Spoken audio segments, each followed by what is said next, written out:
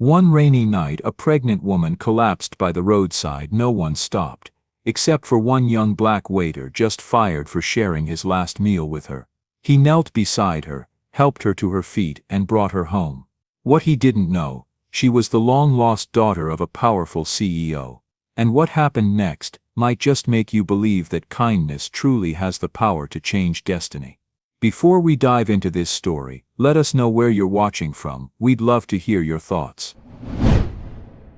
The July sun in Beverly Hills was a relentless judge, spilling over the gleaming luxury cars that snaked along the boulevard. Inside the Gilded Spoon, a restaurant where every silver fork gleamed with polished pride, Ethan bent low, meticulously wiping down table number 9. His white shirt clung to his back, damp with sweat, his dark hair falling across his high forehead. He didn't complain, he just worked, silently, as if each stroke of the cloth could somehow change the course of things. Ethan was young, tall and slender, easy to overlook amidst the expensive suits and rich perfumes that filled the opulent dining room. He hailed from South Central, raised by his mother, Clara, a retired nurse who still woke before dawn to count coins before heading to the market. She had instilled in him old-fashioned values, lessons whispered in the dim light of their small home. Son, no matter how hard life gets, never turn your back on someone in need. Kindness is never lost. That simple phrase, like a faint persistent melody, resonated deep within Ethan's mind, a quiet mantra against the harsh realities of his world. The job at the Gilded Spoon was a lifeline, a fragile thread that kept their humble home from crumbling. Yet, every day, Ethan felt like an outsider looking in, pressed against a pane of glass, observing a world he was only allowed to serve. Outside the restaurant's plate glass window, beneath the merciless glare of the sun, a gaunt figure sat huddled near the entrance. Sarah, a young woman, looked utterly out of place, her worn plastic flip-flops, the thin, faded cotton t-shirt stretched over a billowing linen maternity dress, and a heavy, swollen belly that suggested she was due any moment. Her face was smudged with dirt, her hair matted and tangled with sweat. No one seemed to notice her. Sleek cars glided past, and customers entered the restaurant as if she were invisible. A security guard briefly cast his eyes over her, then shook his head, muttering, "That beggar again." Ethan caught a glimpse of Sarah through the glass. He saw the desperation in her trembling posture under the scorching sun. She had been there all morning, without food, water or shade, and clearly in immense distress. A powerful wave of empathy rose within Ethan, compelling him to act.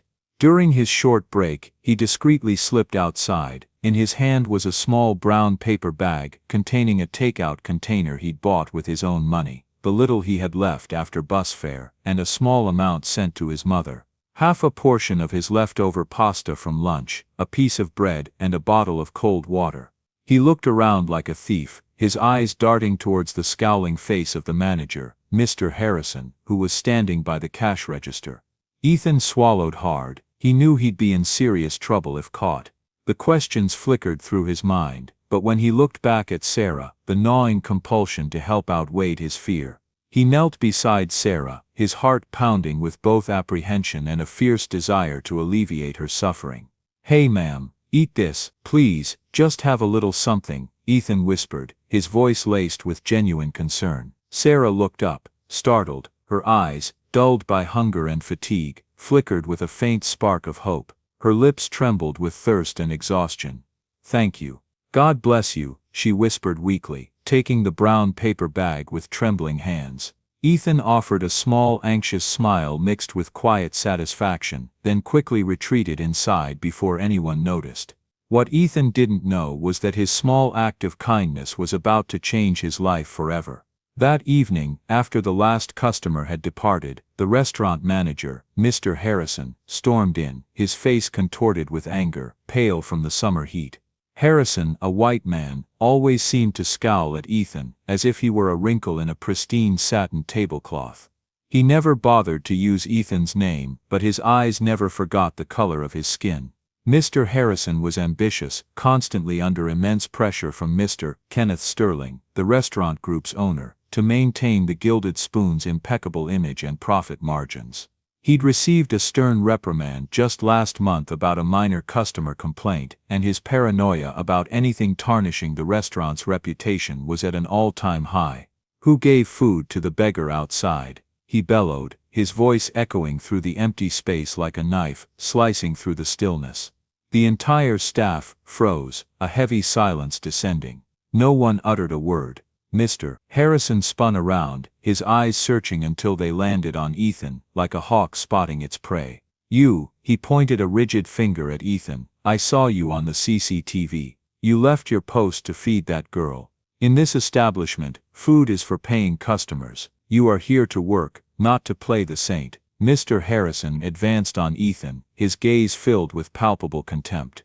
"And who do you think you are, doing something like that? You think you can bring your cheap charity in here? This isn't your slum neighborhood." His voice dripped with disdain, a clear undertone of racial prejudice barely masked by his fury over the breach of rules. Ethan's hands trembled, a cold sweat breaking out on his back. He swallowed hard, his eyes pleading. "Sir," he stammered, "but I used my own money to buy the food. I just saw she was so hungry and exhausted in the sun." "Silence," Mr. Harrison roared, cutting him off, his voice a low hiss. "You're fired. Immediately. I don't need people like you here, bringing trouble and filth into my restaurant." The entire staff gasped. Some shook their heads in dismay, others felt pity but dared not speak. "Please sir," Ethan pleaded, his eyes welling up, the crushing weight of his mother's well-being and his uncertain future crashing down on him. "This is our only source of income. You can join her in the unemployment line," Mr. Harrison snapped, turning away dismissively. "Security, escort him out," he ordered, cold and final. The restaurant door slammed shut, the click of the lock a chilling pronouncement. As Ethan left the restaurant, clutching his small bag, a profound sadness and worry weighed on him. Immediately after his firing, the rain began, a merciless storm. Ethan sat under a makeshift awning, his uniform soaked, clutching his bag. He had no money to go home. The crushing anxiety of bills and providing for his mother consumed him. Ashamed and disheartened, he watched the rain. Just as he slumped, he heard a faint weak cry. "Someone, help!" His heart seized. It was Sarah, clearly in agony, clutching her belly on the sidewalk. Without a second thought, Ethan scrambled across the street, his sharp instincts kicked in. "Hey, what's wrong?" he called, kneeling beside her. "Hi!" "I'm going into labor," Sarah whispered, her teeth chattering from the cold and pain, each word like a final breath. Ethan's heart hammered in his chest. He'd never seen a woman in labor before, but he knew this girl wouldn't survive the night like this. "Hold on please, just try," Ethan said, looking around helplessly, desperately searching for aid from the indifferent passers-by. Cars sped by. People hurried past under umbrellas, steering clear of them, oblivious to another's suffering. Ethan had no money, no one to call, just his fear and his unwavering resolve not to abandon her. But something inside him refused to leave this girl there, something bigger than his own fear. "Can you stand?" Ethan asked. Sarah weakly shook her head, her body slumping like a broken branch. Ethan gritted his teeth, wiping the rain from his face. He gently helped Sarah to her feet, and she clung to him, each step a staggering effort. "I'll take you to my home," Ethan said, his voice resolute.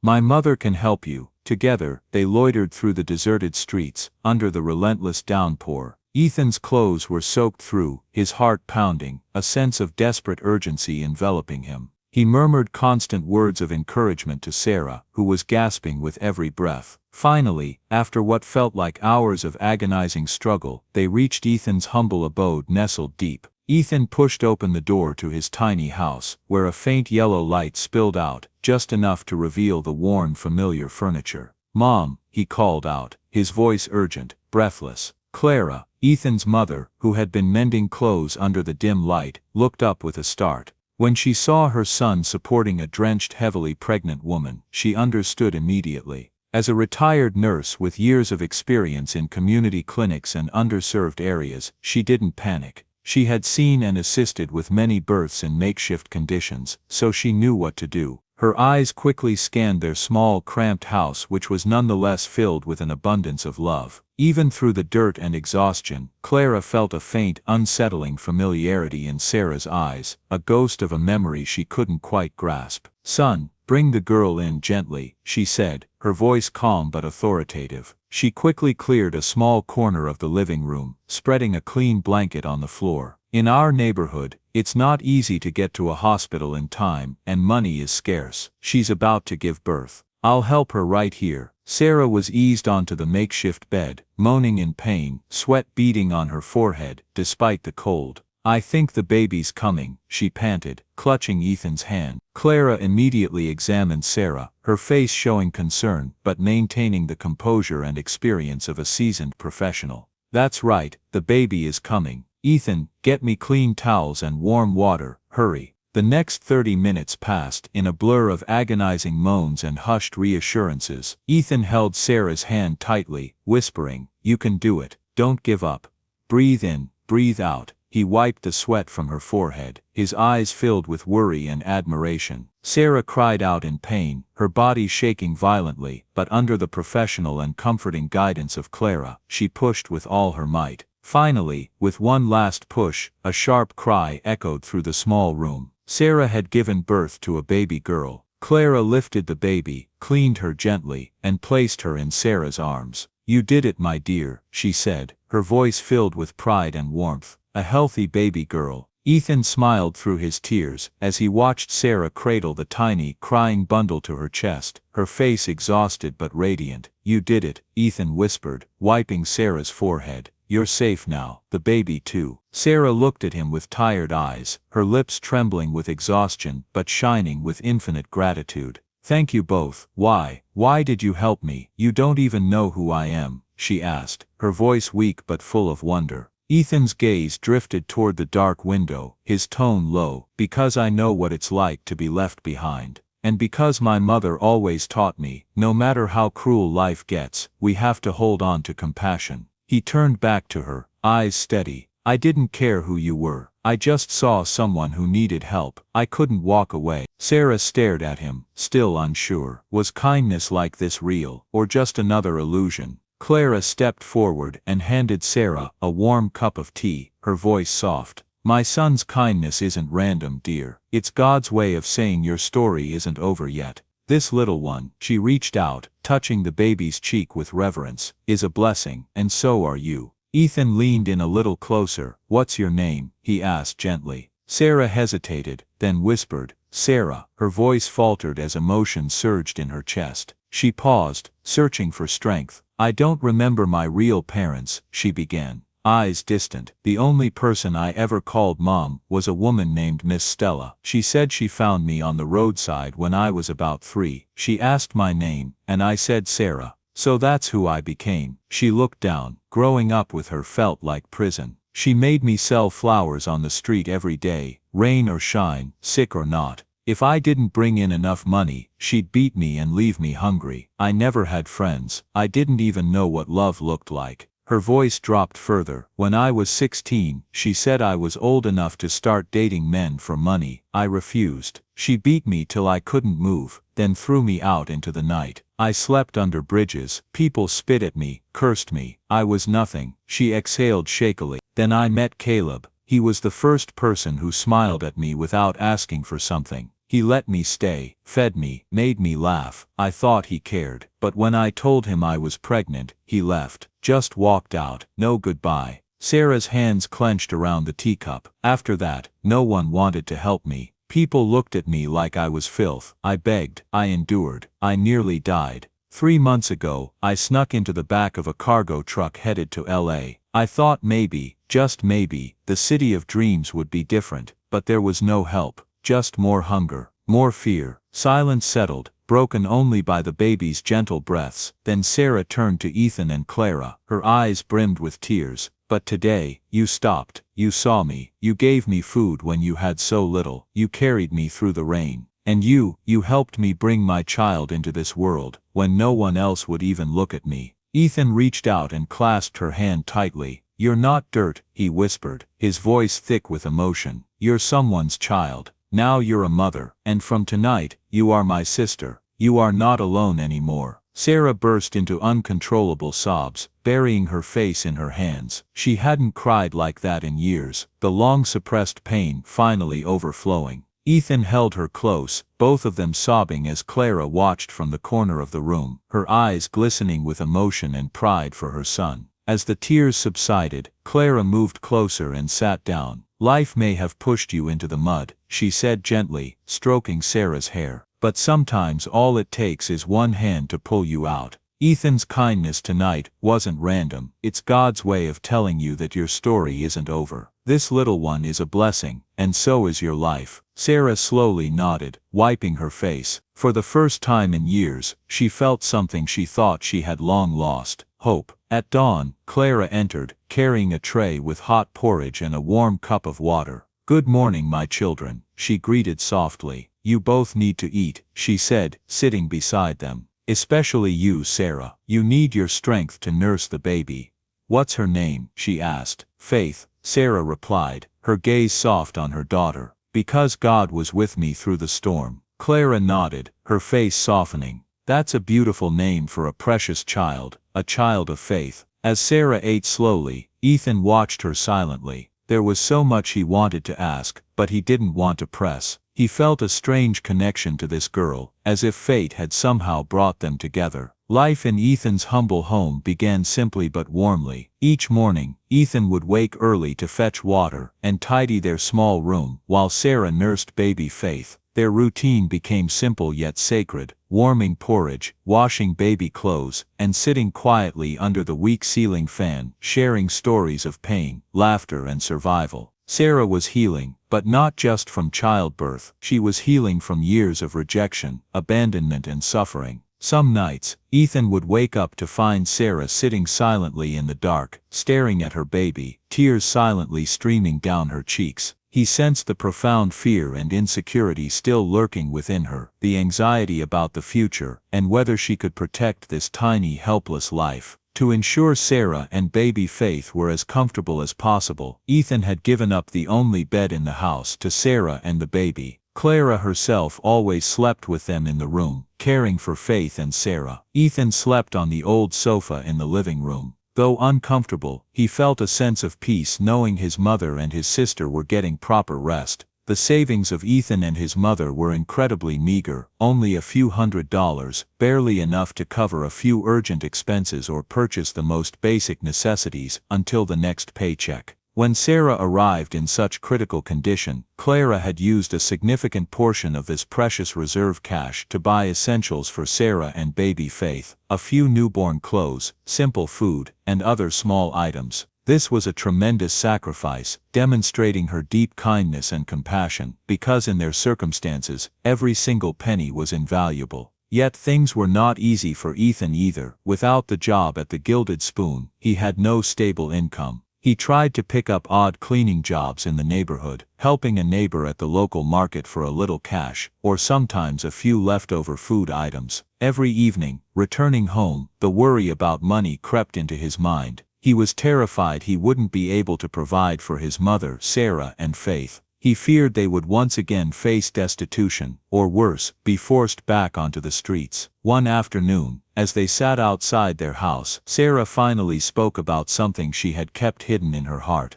"Miss Stella always told me I was found by the roadside when I was 3, but sometimes, I dream. I dream of a big house, a man with a deep voice, and a woman who used to sing to me. She would sing a lullaby about stars in her eyes and rub a smooth, cool stone on my forehead. The singing was so soft, so familiar. I don't know if it's real, or just my mind trying to make me feel better." "Sarah," Ethan said gently. He recognized the fragility in her voice, a yearning for roots she had never known. "Perhaps those dreams mean something. Perhaps there's more to your story. We need to find out." Sarah continued to have the same dream almost every night. A grand house with sprawling gardens, a man calling her name with love, and the clear laughter of a woman. It felt so real, and each time she dreamt it, she woke up in tears, an unquenchable longing rising within her. Days later, as life continued its quiet rhythm in their small home, Clara remained consistently at home, looking after Sarah and baby Faith. She sat down quietly, her eyes thoughtful.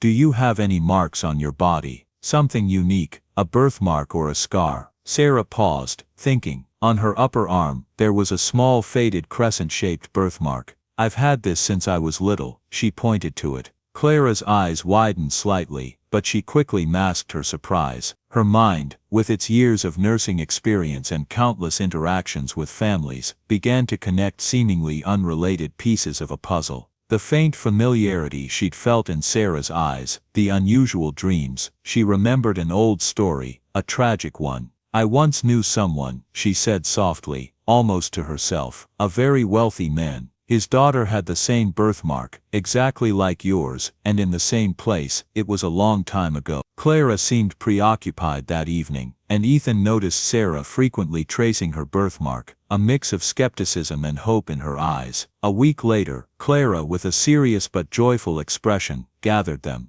There's something I need to tell both of you, she began gravely, sensing their pounding hearts. She recounted her past as a nurse in Beverly Hills, where she delivered Mr. Kenneth Sterling's only daughter, who bore the exact crescent-shaped birthmark. This child, about 3 years old, vanished after a terrible car accident that killed Mr. Sterling's wife, leaving him searching for 17 years. Clara hadn't connected it until Sarah's birthmark, and her dreams of a grand house, a man's voice, and a woman singing a lullaby about stars in her eyes, and a cool stone became disturbingly familiar. Ethan's heart hammered. Are you saying Sarah could be the lost daughter of Mr. Kenneth Sterling, the owner of the Gilded Spoon? Clara nodded gently, trusting her intuition that everything uncannily matched. The room fell silent, the weight of this unbelievable possibility pressing down. Ethan cleared his throat. What do we do now? We need more evidence. Clara resolved to visit Aunt Grace, an old friend and former nanny for the Sterling family, hoping she'd know more. For days, Ethan and Sarah waited anxiously, each moment stretching. Sarah tried to act normal, but Ethan sensed her profound anxiety, a terrifying mix of hope and fear for a life-altering truth. On Friday afternoon, Clara returned, a small leather bag in hand, her face grave but eyes sparkling with joy. I found her, she simply stated. Aunt Grace, now very old in Santa Monica, had confirmed the story after Clara sang the lullaby. The unmistakable identifying mark, a small scar on the right ankle from a childhood fall. Sarah immediately pulled up her pant leg. The faded scar was undeniably there. Tears instantly welled. And there's more, Clara said, pulling out an old faded photo of a smiling 3-year-old girl. Sarah gasped. It was her, a bright smile she'd never seen on herself. The room fell silent, broken only by Sarah's soft sobs. Tears streamed down her face. Ethan knelt beside her, clasping her hand, feeling the powerful surge of emotion. It's true, Sarah whispered, trembling. It's me, I'm their daughter. Clara gently placed a hand on Sarah's shoulder. You are Sarah Sterling, daughter of Mr. Kenneth Sterling. Sarah burst into uncontrollable sobs, years of suffering pouring out. Ethan wept beside her, holding her tightly. After the tears subsided, Clara contacted Mr. Sterling with Aunt Grace's help. Overjoyed, he immediately set off for the Boyle Heights slum. Hours later, a luxurious car pulled up. Clara led Mr. Sterling to Ethan's small home. When Mr. Sterling entered and saw Sarah, he froze, staring at the familiar eyes and curve of her mouth he'd longed for. Sarah, he whispered, eyes glistening. Please, may I see your arm? Sarah revealed the birthmark. Tears streamed down his face as he touched it. It's you. It truly is my daughter. Sarah's heart pounded. Clara explained. My dear, this is your father, Mr. Kenneth Sterling. My father, Sarah whispered, lost. Mr. Sterling took her hand. You disappeared 17 years ago, after that terrible accident. I searched relentlessly. I thought you were dead. I've lived in hell. Tears flowed ceaselessly down Sarah's face as she fell into his arms, releasing years of pain. You're all I have, Mr. Sterling whispered, holding her tightly. You are my daughter, my flesh and blood. Ethan, watching from the corner, was also moved to tears, feeling the profound emotional release between father and daughter. Clara whispered to Ethan, your kindness brought her home.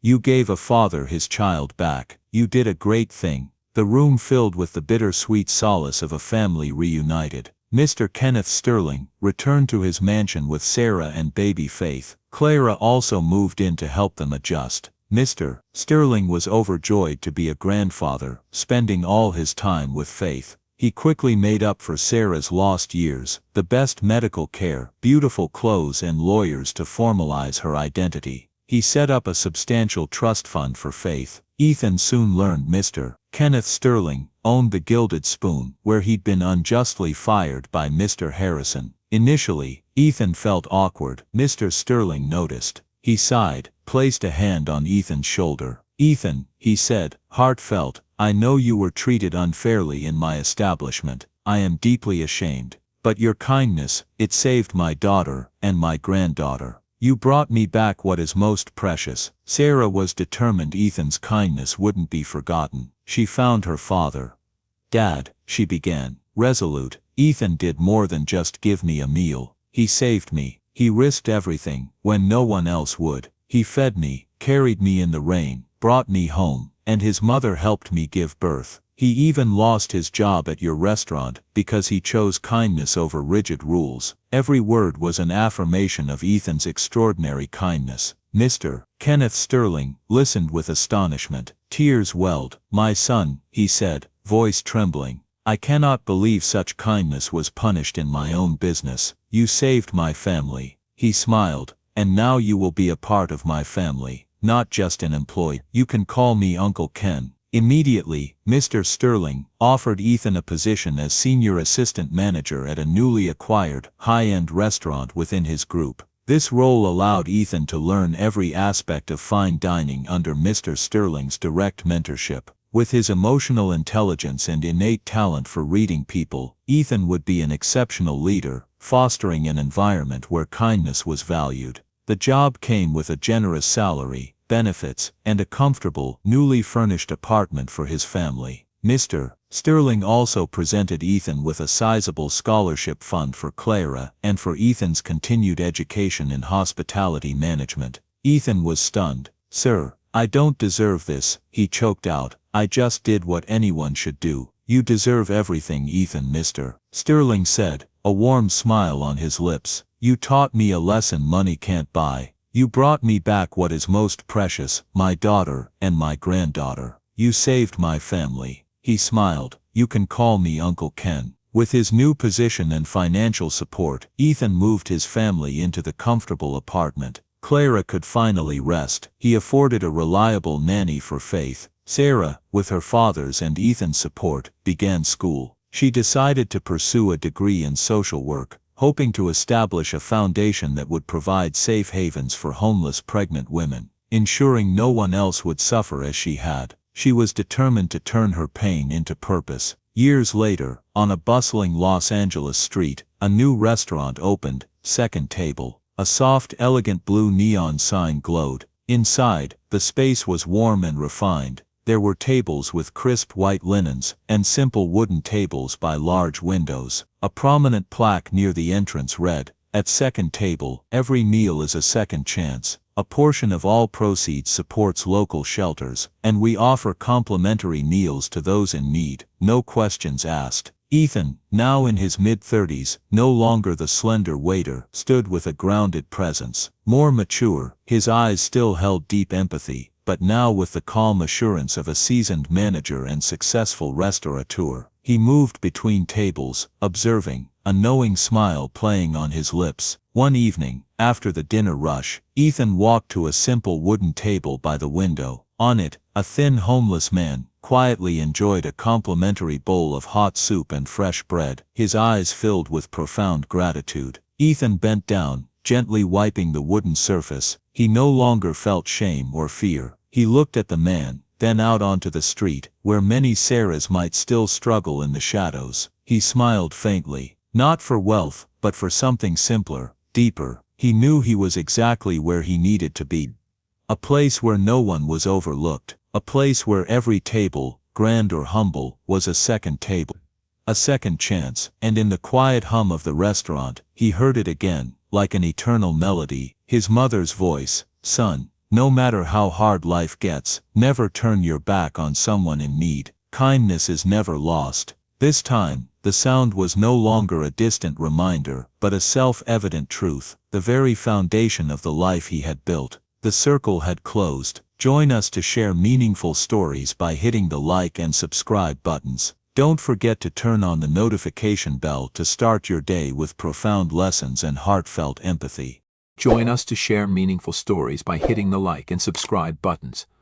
Don't forget to turn on the notification bell to start your day with profound lessons and heartfelt empathy.